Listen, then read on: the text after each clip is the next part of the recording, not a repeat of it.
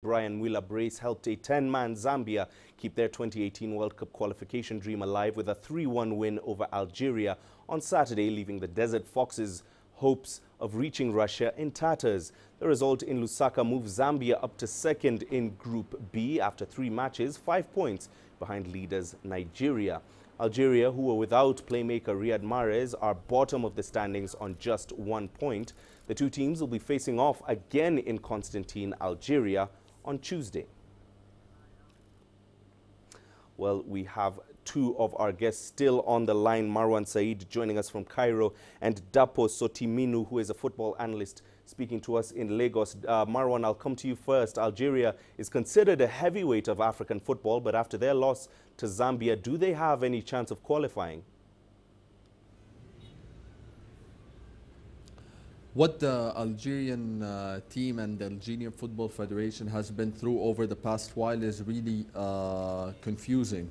Regardless of the presidential changes, this team pushed Germany to 120 minutes at the World Cup, exactly or around the period of 38 months before. And right now, they get eliminated from the last Africa Cup of Nations, and now they lie bottom of the group with 1 point from 3 matches.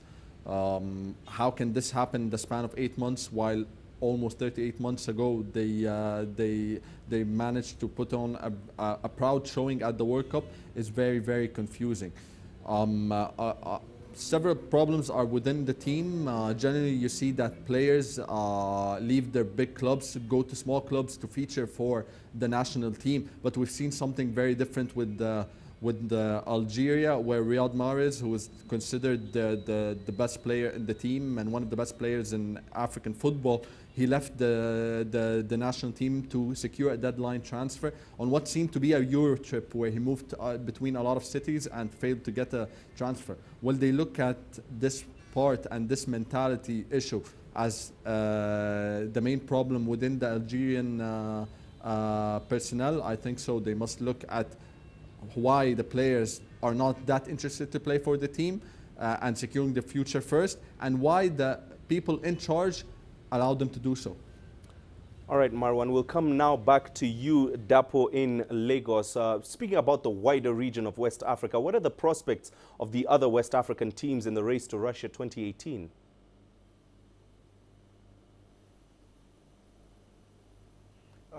As it is, it's going to be tight. It's going to be very tight for them because looking at a West African team like Ghana, they are not playing so well. They are not doing well at the moment, and the tide is against them. They're swimming against the tide, and it's like picking a World Cup ticket is like has actually become a mirage for them. The other West African teams, they are trying to pick up, and I believe so much more. All the big results Africa has actually achieved in the World Cup, in other international competitions, were actually achieved by West African teams. And I believe, this time around is not going to be anything less than that. They are still, trying to buckle up.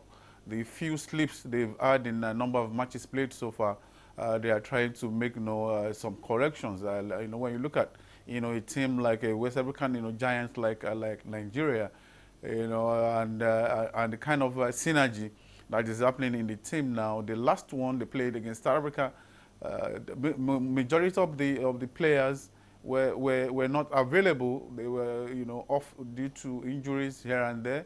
And when you check what is happening now with all the players in place, that means Nigeria is championing the cause of West Africa as usual. And I think the other teams, they have to put their hearts together. They have to talk to the players, let them realize the importance of playing in the World Cup. The World Cup is the biggest, the biggest showpiece, in the world, where all players, even when you're playing in big clubs, you really want to play in the World Cup. So the players themselves need to talk to themselves. The West African football federations in the various places need to talk to themselves in terms of management, in terms of leadership also, because very little issue they turn into something big, and we have management issues here and there. that doesn't actually, give the players rest of mind to focus on qualification. And that's what has been happening. Is either one quarrel here or there, but we are appreciative of what is happening in Nigeria.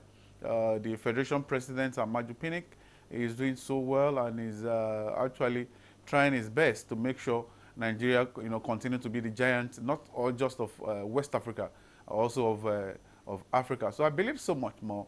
Aside from Ghana, fluttering now, the other West African countries will actually brace up. And Ghana is not, a lost situation yet because they still have 3 more matches. The other teams leading may actually slip, and they can remain there. But the bottom line is being focused. I think the other West African countries, I think we have 18 in all, they should take a cue from what is happening in Nigeria. Nigeria is always a leader, forgetting the fact that the last 2 African Nations Cup, the country didn't qualify, and they needed to sit back, and they've done that. Now it's business time, and I believe West Africa, as usual, will always do Africa proud when it comes to international competition like the World Cup. All right, Dapo. Marwan, coming back to you very briefly, looking at the other teams from Central, Eastern and Southern Africa, Dapo has told us about West Africa. Which side do you think would be able to qualify to the World Cup from Central, Eastern and Southern Africa? I think Nigeria, even though there are 3 matches left, they already got the ticket.